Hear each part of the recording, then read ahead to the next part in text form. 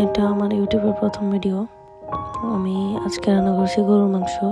প্রথমে আমি তেল দিয়ে তার মধ্যে এলাচি, দারচিনি, তেজপাতা, পেঁয়াজ আর টমেটো দিয়ে নেড়ে চেড়ে নিচ্ছি। ভালোভাবে পেঁয়াজ আর টমেটো একটু সফট হতে হবে। তারপর আমরা এটার মধ্যে অ্যাড করব পেঁয়াজ, আদা, রসুন বাটা।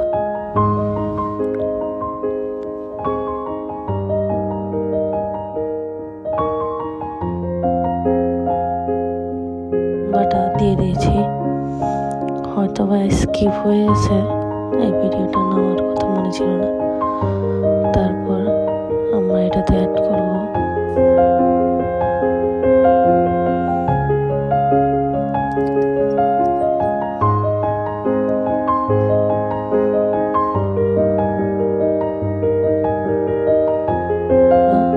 হলুদের গুঁড়া, মরিচের গুঁড়া, তারপর জিরার গুঁড়া, গরম মশলা গুঁড়া, ধনিয়া গুঁড়া, তারপরে রাঁধুনির প্যাকেটে গরুর মাংসর যে মিট কারি যে মশলা থাকে ওইটা অ্যাড করে দেব।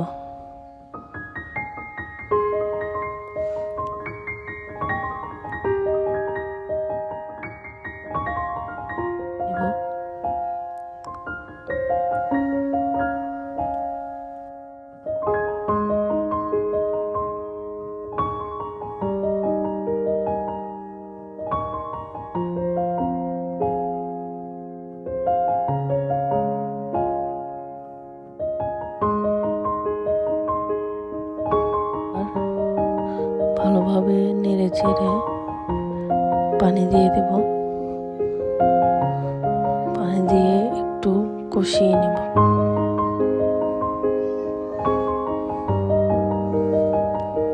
ঢাকনা দিয়ে কষাতে হবে।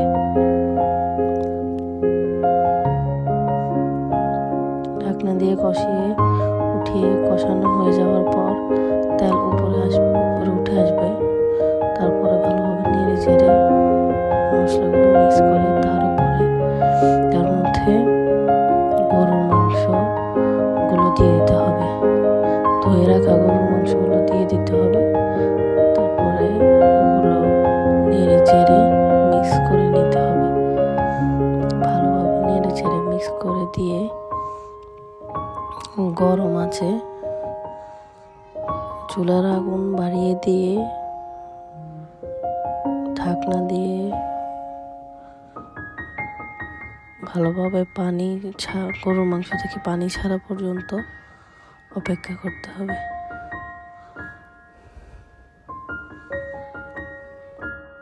ঢাকনা উঠিয়ে পানি ছাড়া অবস্থায় নেড়ে ছেড়ে দিতে হবে অনেকবার করে। চুলার আগুন তাপ বাড়ানো থাকতে হবে। ঢাকনা দিয়ে কষাতে হবে।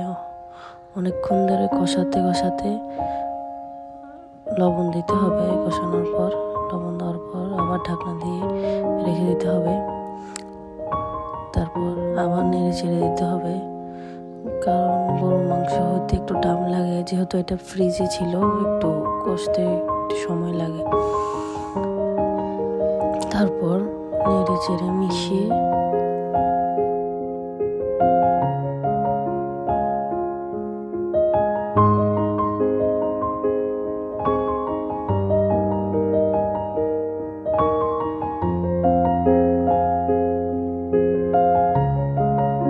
আরও ফুটন্ত গরম পানি দিয়ে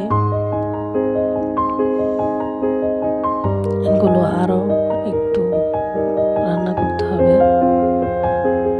তারপর যাতে ভিতরে মাংসটা হয়, এই কারণে সফট হওয়ার জন্য পানি দিয়ে একটু চুলার আঁচ কমিয়ে বসিয়ে রাখতে হবে 5 থেকে 10 মিনিট।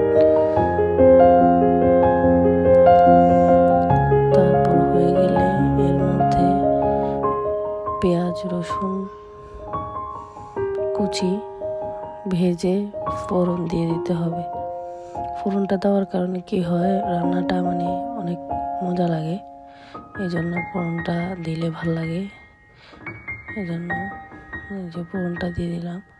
তারপর নেড়ে চেড়ে মিশিয়ে দিতে হবে। ফোড়নটা দেওয়ার কারণে রান্নাটা অনেক মজা হয়। তারপর নেড়ে চেড়ে মিশিয়ে কাঁচামরিচ দিয়ে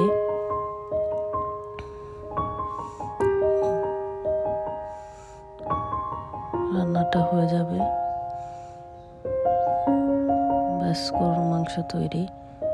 একটু কষিয়ে তারপর শেষ, সুন্দর মজাদার গরুর মাংস।